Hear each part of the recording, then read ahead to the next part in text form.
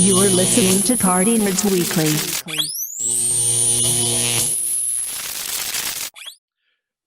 Welcome to the party! I felt like it was only right to do it in Jerv's type of fashion because I felt like that was the only way to do it. No, I would have totally believed you if you turned your lights all the way down and said it. Come on, Ed, you know me. The shadow knows. Exactly. And he's lurking somewhere. All right, so welcome to another installment of Partynerdz Weekly. I myself am Grandmaster Facts, and I if this were a table, I'd say to my right, but we don't have a table. We're all in our own distinct destinations. So give it up to my man, Darnell. Oh, Lord. Oh, Spider-Man, do whatever Spider-Pig What's going on, guys? I'm very hyped about tonight. I'm hyped about this discussion because I just got that hunger for more MCU material and content. And for us to talk about Spider-Man is just like, get me really hyped for what's to come. And also, who we haven't seen in a goddamn while, little bro. The superior fighting game champion. Relax. Take it down a notch. It's great to see you again, brother. No, I'm on the real though. I'm glad to be here. Thanks for having me, and especially as the residential Spider-Man. Yes, I got some feelings I got to talk about. Oh, absolutely. I mean, you are. And by the way, before we get into it, if they do cast Miles Morales, I do think that you should be considered with the hair and all. I mean, you could definitely pull it off. I just have to get like 50% more swole. Like I'll trade you some of my hair for some of your secrets. Listen, bald is beautiful. You know that. Years ago, I lost my follicles, and I said, you know what? I don't need them anymore. I'm still handsome. Not really. And as always, moderating for us and got his rocket ship coordinates behind him, Jorge. What's up, guys? I'm excited to talk some MCU Spider-Man. Can't wait to see AJ and Darnell and Facts banter and talk facts. What is that? You still got more conspiracies on your wall? You still like there's some brand new ones up there. Some brand new ones on the back now. So we started off our discussion last week in talking about Jamie Foxx's Electro being included and throwing up kind of like a false flag on Instagram where there was a highlight photo post of him as Electro with 3 Spider-Mans underneath it. So that post got magically put up and deleted. I'm pretty sure somebody from Marvel headquarters or Disney called Jamie and cussed him the fuck out and told him he wasn't going to get his paper. And then all of a sudden, this week, we get some brand new news that furthermore confirms a multiverse, but none other than Doctor Strange, Benedict Cumberbatch, is going to be joining Spider-Man 3. So like, what do we think of this that? This is the way I see it. I'm cool with Doctor Strange being in Spider-Man. I am cool with him going the multiverse route. And honestly, like, this isn't just a Spider-Man thing. Doctor Strange's movie is called The Multiverse of Madness. The actor who played Quicksilver in the X-Men movies is confirmed to be in WandaVision in an undisclosed role, and WandaVision leads directly into Multiverse of Madness. Likewise, what's the easiest way to introduce mutants in the MCU? Multiverse, done. It's easy. It's like either that or something surrounding Thanos' snap, or I guess Tony Stark's snap, if you want to be exact. But I think the easiest way to implement the X-Men in the MCU in a way that just makes narrative sense to explain why they weren't there before, but they suddenly show up now, is the multiverse. So if I think his name was like Evan Peters, something like that. If his secret role is actually portraying Quicksilver again in WandaVision, you can kind of see like a trend going on here. You know, is it really a secret role? Like, we know who he's played before. But wait, playing someone else. But that's the 20th Century Fox Quicksilver. That's not exactly. Multiverse of Madness. Multiverse. Like, he's confirmed to be in the movie, but it's not confirmed that he's playing Quicksilver. It's an undisclosed role. But everything is lining up a little too perfectly. So it wouldn't surprise me if, like, come December when we really get into WandaVision, if he reprises his role as Quicksilver, or I could be completely wrong. Like, this is just a theory here. He could very well just play a brand new character. It wouldn't be the first time. Like, Chris Evans originally played the Human Torch in the Fox films. So it could very much be a completely different role. But like, now that we're getting these confirmations, it's also not a coincidence that Michael Keaton, who played the Vulture, is going to be in the Morbius movie. He was already seen in the trailer. It's not confirmed that he's playing the same role, but he's playing. Like, you know. Now, the most exciting part about everything you guys are talking about is the simple fact that now that you open the multiverse with Doctor Strange, all these characters you thought were dead, you can literally combine the Fox universe. You can combine, and you have a loop, you have a escape in the plot. So it's not like, wait, that person can't be there, because he can. So if now you make Wanda's brother the Quicksilver from the other universe, technically you can do it, you know? So that kind of opens the door for any possibilities, especially the Spider-Man movie coming up, where Jamie Foxx, like you said, James, he was super hyped. And here's my thing, for him to get that hype makes me think that he's not just going to be a villain, he's probably going to be one of the major villains in the movie, because I don't see them making him like a B character. Like, you know him, he's too egotistical. He's going to have to be the main character. You know, it's funny, because after our podcast, I had to rewatch Amazing Spider-Man 2 again, and I watched his scene where, you know, he gets killed off, and kind of weird, the ending, like where he basically gets blasted away, but it kind of looks like he goes somewhere. He doesn't look like he dies. He looked like a piece of him went somewhere else, which is kind of weird. I mean, that's just being brought up. But to the MCU, that's what it looked like. Maybe. But I have this like eternal thought that I'm like, Electro sucked as a villain. Why him? So counterpoint, Electro is a great villain, and Jamie Foxx is a great villain, but Jamie Foxx as Electro. But wait, hear me out. Jamie Foxx is a great actor, but if you take a great character and you take a great actor, but then you give them a mediocre script and director, even though I personally enjoyed the movies, comparative to some of the other Marvel movies that were pretty mediocre, you're going to get a mediocre end product. Now, if you take a talented actor, a talented character, and you give them in the hands of like Kevin Feige and the other people with the main MCU staff, this can almost be a redemption arc of sorts. It wouldn't be the first time that I saw a Marvel character even in a mediocre movie, but then they come back in the next movie and they knock it out of the park. Iron Man 2 wasn't necessarily a great movie in my opinion, but I'm not going to sit here and say that Tony Stark or Robert Downey Jr. played a bad Tony Stark, because in Iron Man 3 he killed it, in Civil War he killed it, in Infinity War he killed it. Same thing with Jamie Foxx, but he only had one opportunity, and he, you know, a lot of people thought that was a one and done. So this could be like his redemption to like really own that character. Okay, look, given he can redeem himself, but my whole point is this: is I wasn't just James. I'm with you. I wasn't crazy about Jamie Foxx as Electro. He didn't do anything to make me think, damn, I want to see him come back as a role. Whereas someone like Michael B. Jordan, when he was Killmonger, even though he's dead, you're like, yo, I'd love to see him again. Him back. You know, even if they said Josh Brolin for Thanos, because they did such a great job as their villains. But Jamie Foxx as Electro is like, mediocre at best. Now, see, to me, this is where MCU gets a little hypocritical, because they're big on hiring like stars and stuff that aren't big names. But to me, this might have been a big name grab to get Jamie Foxx from Fox. You know what I mean? Jamie Foxx from Fox. But you know what I mean? It's just like, you know, you could easily simply recasted Electro, you know, but they're like, you know what, Jamie Foxx, let's get him again. And I just don't think you needed to do that. Now, don't get me wrong. There's some people, I put a post up on the Partynerdz page. They were excited. They're like, oh, Jamie Foxx was great. And they said what you said, AJ, that he did, you know, the script wasn't great. But personally, I'm just not hyped about it. So I'm hoping that it is a redemption story. I'm hoping that this movie, he changes everything. He's not blue. He doesn't look like Iceman. You know what I mean? It's I hope they change it. And that's the other thing too. This just kind of sets a precedence for, and I mentioned earlier, the multiverse opens up a wealth of possibilities, and then they can pick and choose who they want.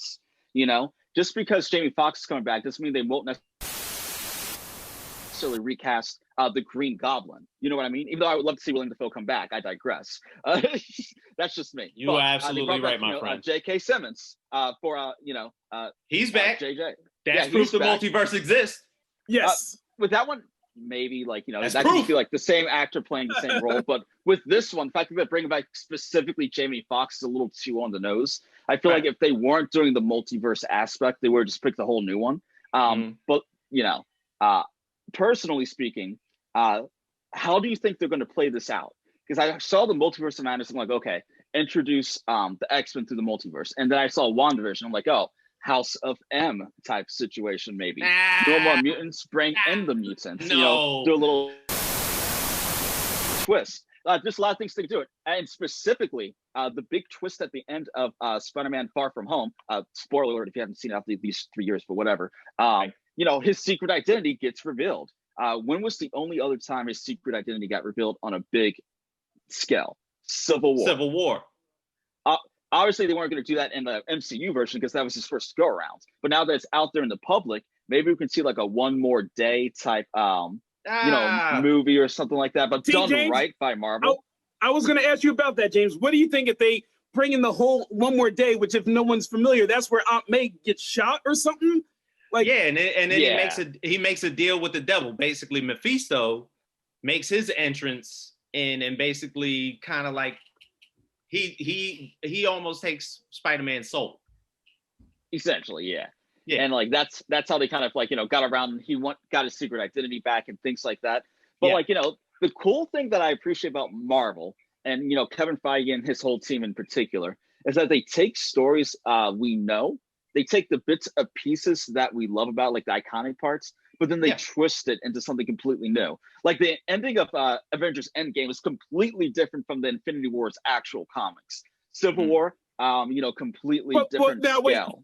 Given like they couldn't, they did that by necessity because we didn't have the rights. I say we, MCU, didn't have the rights to the X-Men characters to Wolverine, because everyone knows in the comic Infinity, Wolverine's a key character, you know, so they couldn't bring in the mutants, you know. So now that they have actually finally the whole cast of characters, you should get excited because now they can do whatever the fuck they want. You know what I mean? I should, but I feel like the mutants are going to be left out of this equation. Like, I feel as though, okay, WandaVision is going to happen. And then we finally realize that basically that PTSD that's happening in Wanda's mind where she can create pocket realities is going to happen. And then it's going to follow up with basically Multiverse of the Madness. She has to find somebody that's going to garner her a little bit of tutelage so she can harness her powers. So that person is none other than Doctor Strange. Doctor Strange then shows her the ability of the multiverse. And who even knows that even Scarlet Witch is even the protagonist in this movie? She might even be the villain. You know what I'm saying? Nobody even seems to like point out that connotation because we saw how powerful she can become. And then after that, you know what I'm saying? If those portals open, say at the end of Multiverse of Madness, somebody defeats Doctor Strange to the point where he falls down a channel in the multiverse, pops up in New York, but it isn't the New York that he remembers because he's from New York as well. And the Peter Parker that he meets isn't Tom Holland. And then starts Spider-Man 3. So question, if you could only bring back one of the two Spider-Men, which would you do? Tobey Maguire or Andrew Garfield? Toby. Without a question. Toby. Without a question. And we would have to see cool Toby, the one with the hair slicked to the side, walking down the street. Yeah, we would need that cameo. Yeah. That was the wrong answer. The correct answer was the Spider-Man from the TV show in Japan. I'll take it out.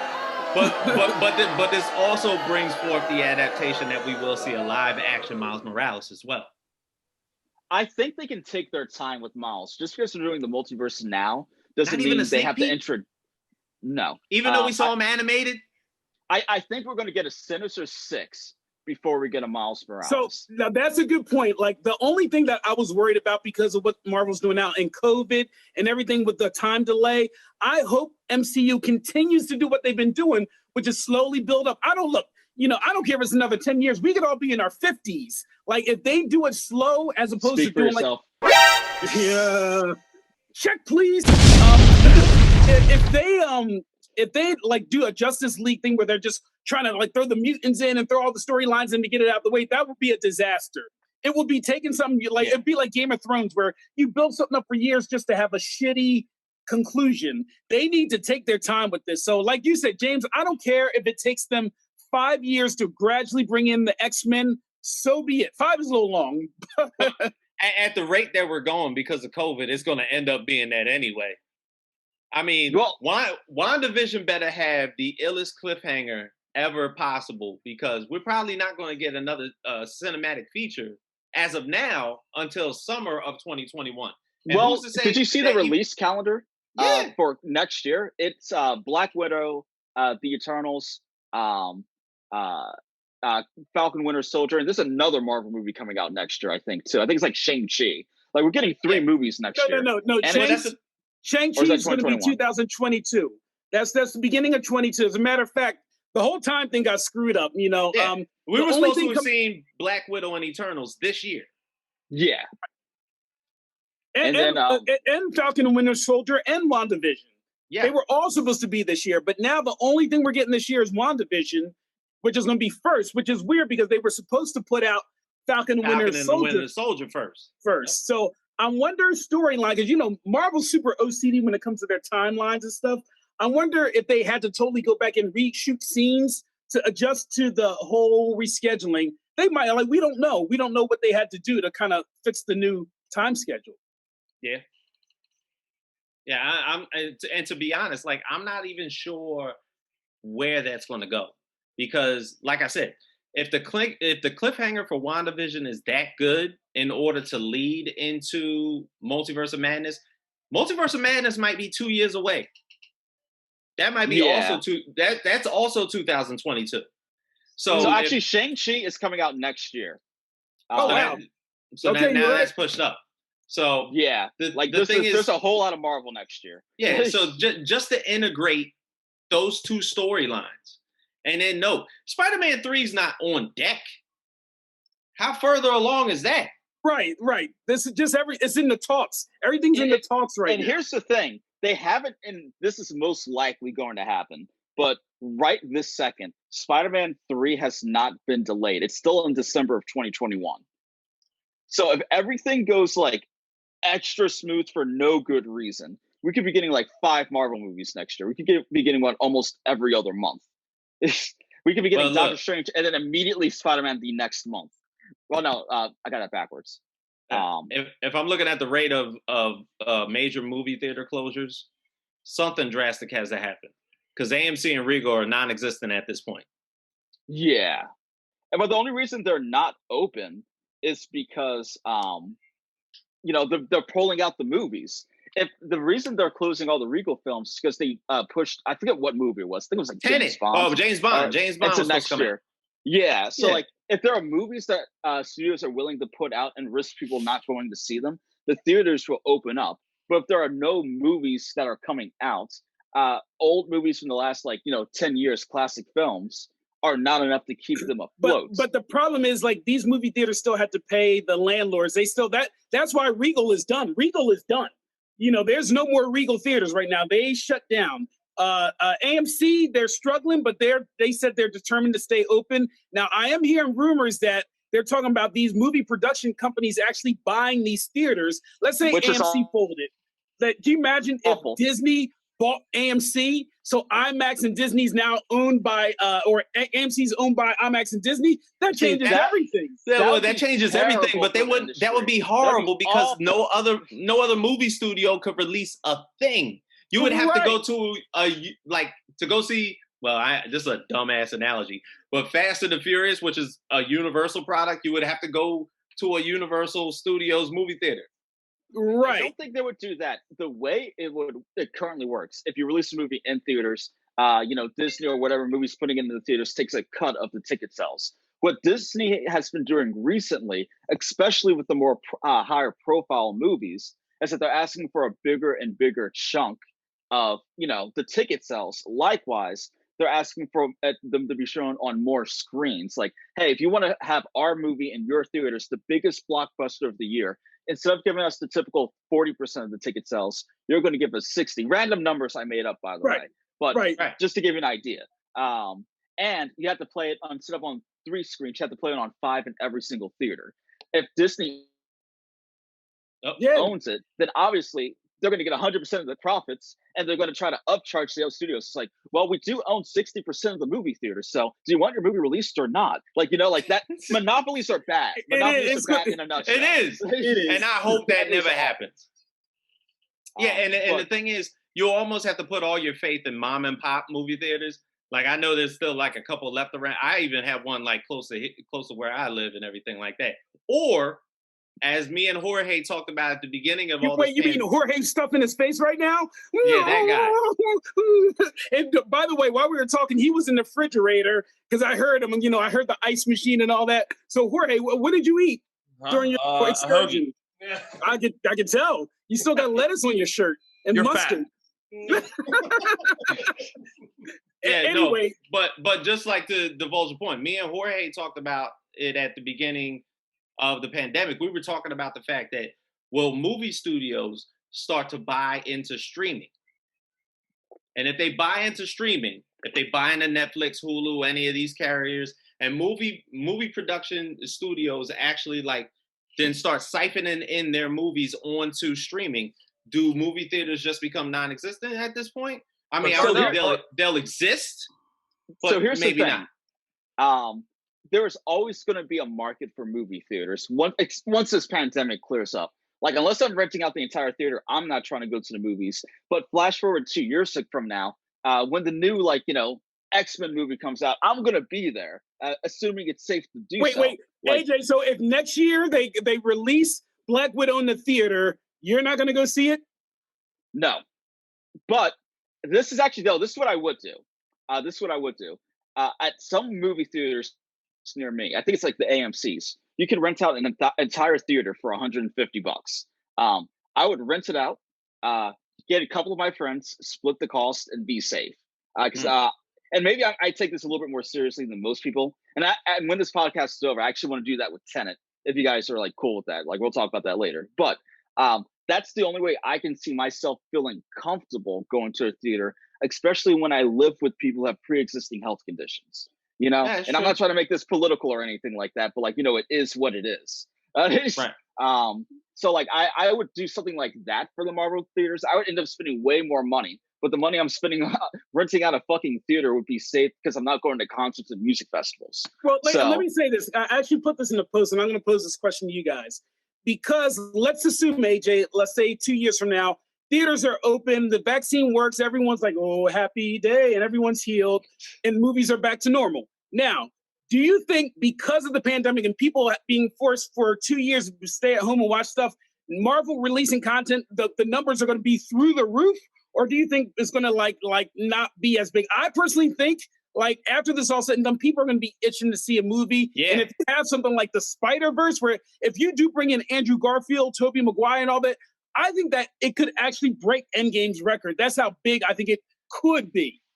I don't think it would break records, but I do think they would do better than damn near everything else and better than expected. I think it would make hundreds of millions of dollars. I don't think it would be the billion-dollar blockbuster it could have made if this pandemic never happened. Bro, I bet you, AJ, I bet you right now, if the Spider-Man 3 movie has Tobey Maguire and Andrew Garfield and they talk about marketing, I bet you it will do, honestly, I think it would actually beat Endgame. Oh, I'll take that bet easy. How much money do you want to put down? 100, Spider-Verse? Huh? Yeah, the Spider-Verse. First of all, everyone loves Into the Spider-Verse, and everyone's going to be itching. That movie will break all types of records. I will put $113 on it. 113. That's an oddly specific number, but okay. Yeah, 500. 500. Okay, so wait. Let's 500. No, that's Jorge talking that crazy. Jorge, I'll take that bet. I'll take that bet easy. He's high on hoagies right now. That's fine. I want to make my $500. Jorge, do you want to bet me $500 that the new Spider-Man movie, if it has Tobey Maguire and Andrew Garfield in it, will not? Well, I'm betting that it won't beat Endgame. You're betting that it will be. Do you want to take that bet? No, but Darnell will. That's why I said raise it. Okay, so Donnie, let's make it a cool 150. 154. Okay, 154. This is on camera now. I gets real. $154. Yo, I gets real with my best. I ain't doing no pussy ass one. I said 154, dog. I raised it 4. if Tobey Maguire and Andrew Garfield aren't in the movie, this entire bet gets voided. Just to be fair. And Miles Morales. Yo, that will break no all Miles types Morales, of records. because like that's unlikely in general. You're crazy. I'm not saying it'll break records for the most popular post-COVID movie. That I would believe, but it's not going to beat Endgame. It's not going to come close to Endgame. It will. That's not possible. It will. Absolutely. It absolutely will. I'll even give you the benefit of the doubt. I'll let you adjust for inflation. Matter of fact, AJ, I'll let you beat me in Street Fighter with your little puny skills, just as a courtesy. If you win the bet, like I'll actually take the controller and I put want it to you to beat me. $154. I don't want. I don't need to beat you in something I can do anyway. Give me $154. Oh my God. We'll see. So I mean, I'm gonna remember this. So ultimately, so with the multiverse coming up, like, do you guys think another thing I was thinking of too, like with the whole DC Plus thing, like with the Moon Knight coming up, like, and all these things, like, is it going to get too flooded? Are we going to get a case of too much Marvel, or do you think they're going to space it out good? I think Feige's a smart man. He'll break it up. It's not going to be any type of cluster that we're going to have or anything like that. He's going to space it out again. He'll do release dates and push them up as much as possible. Either way, he's figuring in his head, I'm going to make my money back regardless. If I'm delaying production, the only thing that doesn't make me money is if I do the production and then there's no movie. If I do the production and there's a movie, I'm going to make some money.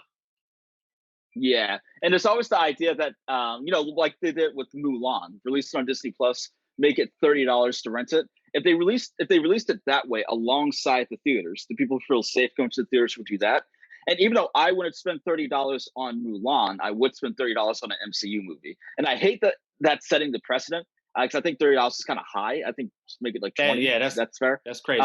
But like, if push came to shove, and it's like between me watching it safe at home and going to a theater, I'll spend $30 on like the latest Black Widow Marvel movie day one. I'll split it with my roommates. You know what I mean? So like that's another way they can go about it. But they're really banking on things being better about 8 months from now.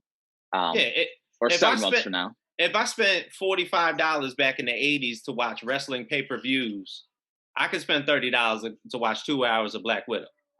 Yeah. Man, I miss those days. Remember before the wrestling pay-per-view, you had like 2 hours of hype. They would show you clips of videos and stuff before Hulk Hogan teamed up with Mr. T to fight Roddy Piper. Those were the days. Well, how much did that cost? $60, right, for pay-per-view? Oh my God. Pretty much. They were a lot of money, yo. Yeah. And pretty much the last 10 minutes of the pay-per-view was Hulk Hogan flexing for 10 minutes.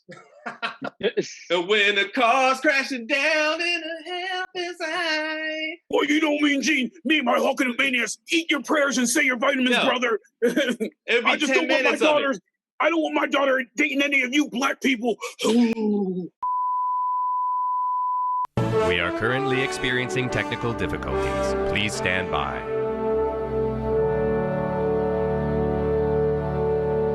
I'm going to edit that part out. No, we won't.